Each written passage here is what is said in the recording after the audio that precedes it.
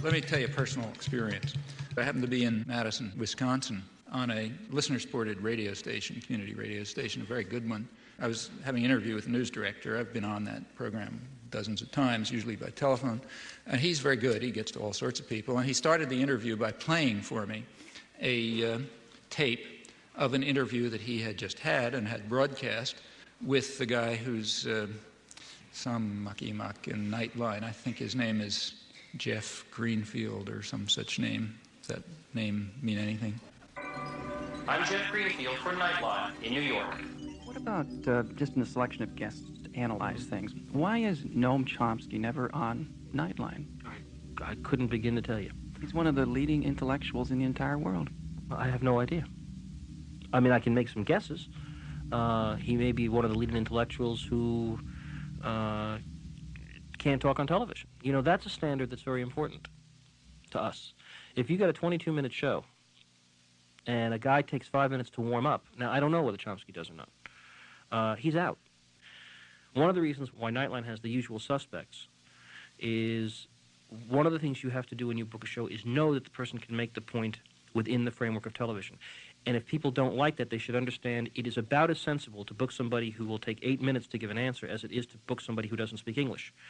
But in the normal given flow, that's another culture-bound thing. We got to have English-speaking people. We also need concision. So Greenfield, or whatever his name is, hit the nail on the head. The U.S. media are alone in that it is, you must meet the condition of concision. You got to say things between two commercials or in 600 words.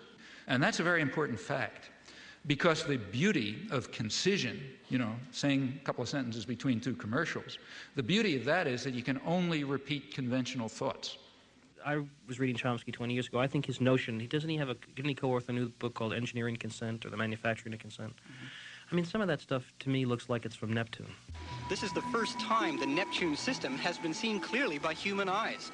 These pictures, taken only hours ago by Voyager 2, are its latest contribution. You know, he's perfectly entitled to say that I'm seeing it through a prism, too. But my view of that, of his notions about the limits of debate in this country, is absolutely wacko. Suppose I get up on Nightline, say, and I'm given whatever it is, 2 minutes, and I say Gaddafi is a terrorist, Khomeini is a murderer, you know, et cetera, et cetera. The Russians, you know, invaded Afghanistan, all this sort of stuff. I don't need any evidence. Everybody just nods. On the other hand, suppose you say something that just isn't regurgitating conventional pieties. Suppose you say something that's the least bit unexpected or controversial. Suppose you say, I mean, the biggest international terror operations that are known are the ones that are run out of Washington. Or suppose you say, what happened in the 1980s is the U.S. government was driven underground. Suppose I say the United States is invading South Vietnam, as it was. The best political leaders are the ones who are lazy and corrupt. If the Nuremberg laws were applied, then every post-war American president would have been hanged. The Bible is probably the most genocidal book in our total canon. Education is a system of imposed ignorance. There's no more morality in world affairs fundamentally than there was in the time of Genghis Khan. They're just different, you know, they're just different factors to be concerned with. Now, Chomsky, thank you.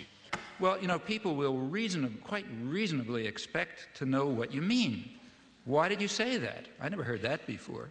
If you said that, you better have a reason, you know, you better have some evidence.